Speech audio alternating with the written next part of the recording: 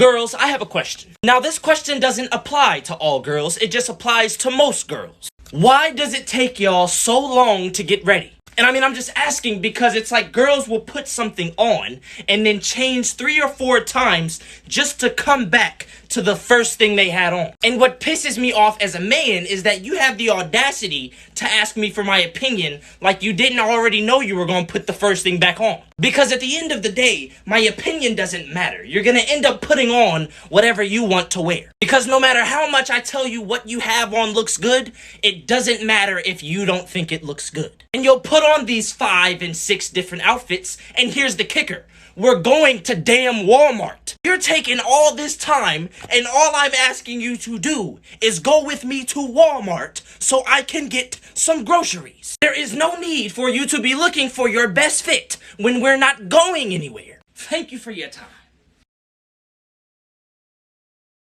3 artists that have never made a bad song, part 2. At number 1, we have Daniel Caesar. And before I even say anything about him, just agree with me. Because at this point, it should just be common knowledge that his voice is angelic. The funny thing about Daniel Caesar is you have to pick and choose when you listen to him. Because you can't listen to him when you're in a good mood unless you want to start crying. Like, you can't be pumped up ready to go to a party and then start listening to Best Part by Daniel Caesar. At number 2, Jhené Aiko. I don't know what it is about her voice, but it just seduces me. Like, you know, guys usually don't like to sing along to girl songs, but when you put Jhené Aiko on, oh yeah, I'm about to start screaming. And when her and her man Big Sean collab, oh yeah, they about to drop some fire, yo. Because none of your concern has my heart right now. And lastly, number 3, probably one of the most slept on artists, is Brent Faiyaz. I don't even know how he's not mainstream right now, because he's everything that I look for in an artist. And I'm sorry to say this, but if you don't know who Brent Faiyaz is, you're a simp.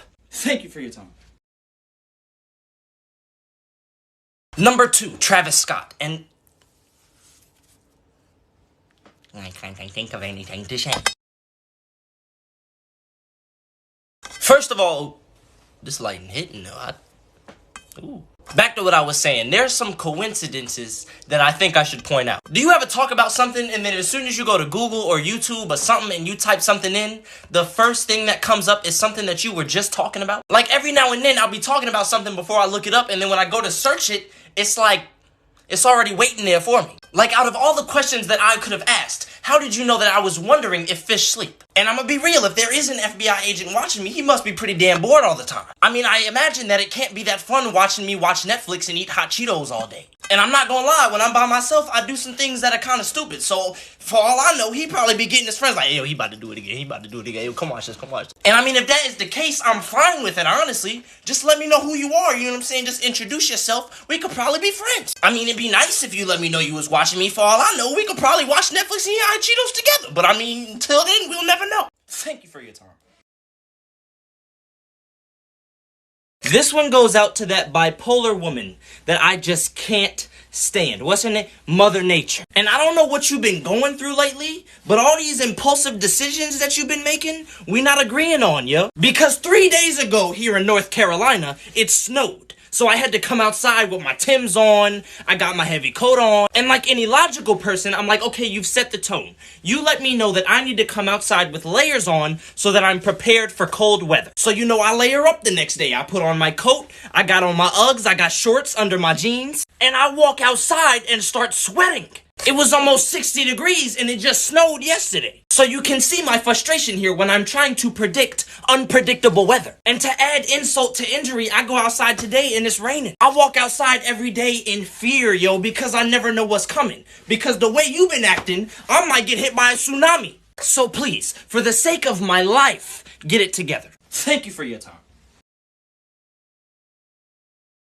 These are some things that frustrate me. You ever walk into a room knowing exactly why you're walking to the room, and as soon as you step foot into the room, you completely forget everything? And it's like you'll stand there for like a good 2 minutes trying to remember, like, why did I why did I come into the room? And it's like you won't remember it until you leave and go back to what you were doing before, and now you're inconvenienced because you gotta go all the way back just because you forgot. Another thing, you ever look for something like really, really hard and you just can't seem to find it? So you're like, hey mom, I can't find my jeans, do you know where they are? And she's like, no, I don't know where they are. And you're like, okay, but I need them. And she's like, yo, if I come up there and I find them jeans after you said you've been looking for them all this time, I'm gonna be mad at you. I'm like, there's no way she could find the jeans. I've been looking everywhere. And it's like she'll come upstairs and within 2 minutes, she's found my blue jeans. She found the shorts that I lost 3 weeks ago. She found a towel I was looking for earlier. And she looking at me like I didn't just look everywhere for them. And I'm like, I don't even know where did you pull it out your ass or something? Thank you for your time.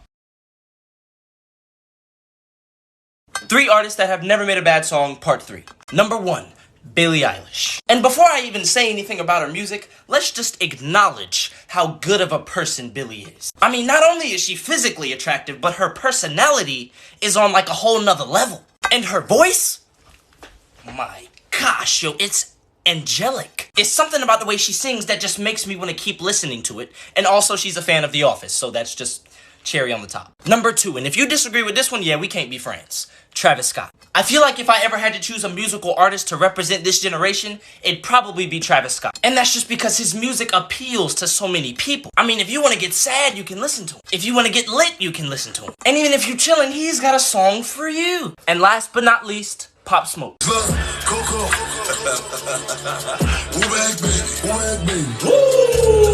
Nah, but in all seriousness, R.I.P. Pop Smoke, you died a legend, bro. Thank you for your time. Hi, my name is Xavier Henry, and today I'll be representing Sony in the PlayStation versus Xbox argument.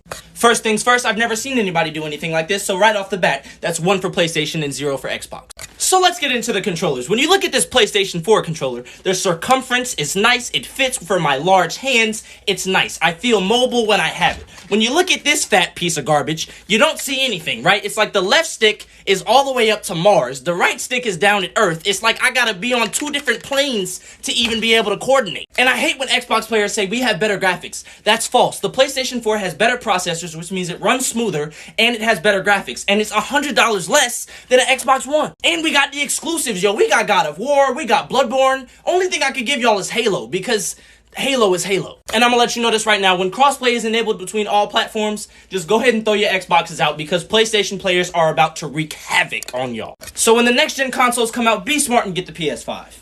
Thank you for your time. Alright, I'm going to show you how to look bigger in like 30 seconds.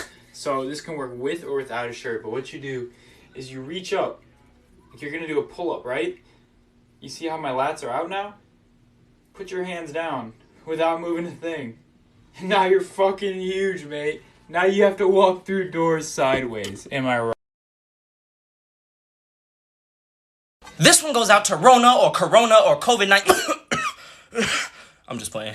But on a serious note, I've never seen something that changes the way people act so drastically. I mean, right now, you could do something as simple as sneeze, and people will look at you with utter disrespect. And it's not even like you're sick or something, it's just a regular sneeze, and people are acting like you're about to kill them. You go to the grocery store, people walking around with gloves on, got on masks. You can't even stand too close to people's cart without them getting suspicious. Like, excuse me, yo, I just wanted some bread. I mean, people are walking around like Randy from A Christmas Story when he couldn't put his arms down because their hazmat suits are so thick.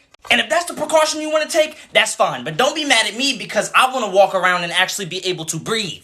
And please believe me when I say I don't like Corona just as much as you don't like it. I had to come home early from college. I can't go out with my friends. Just wash your hands and wash your ass. Thank you for your time.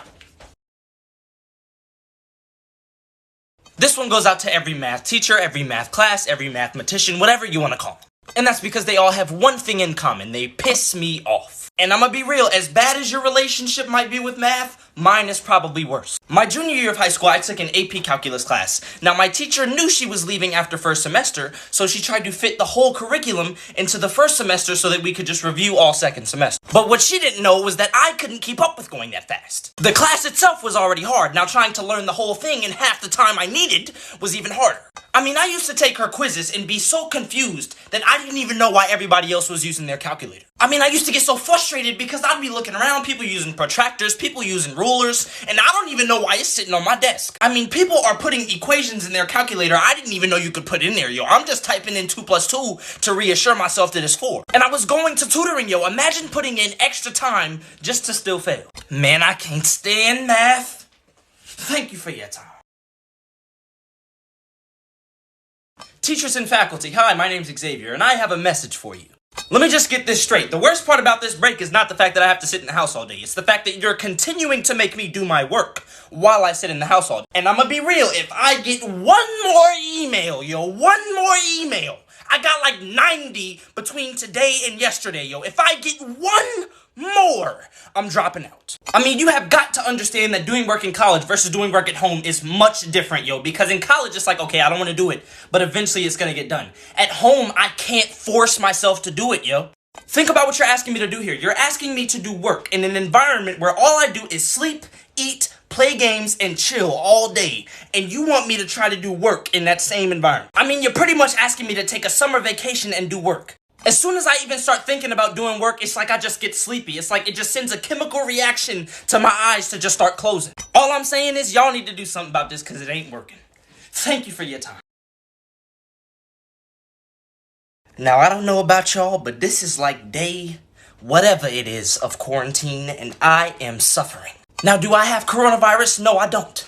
But at least I'd be able to get out the house. It's gotten to the point where I can't turn the music up no louder. I've sat and twiddled my thumbs with this for so long, I could probably solve it in 3 seconds. And I don't know what else I'm supposed to do. I've already watched Netflix. I've already played the game. I mean, it's gotten to the point where sometimes I just turn the music up and look at the wall. I got so bored earlier today that I did my work. I mean, I've even tried to exercise, yo. By the time I come out of quarantine, I'm gonna be looking like the Hulk. Sitting in this house is like watching grass grow. It's like drinking sand. I found that one of the most fun things that I can do for myself is just imagine what I should be doing.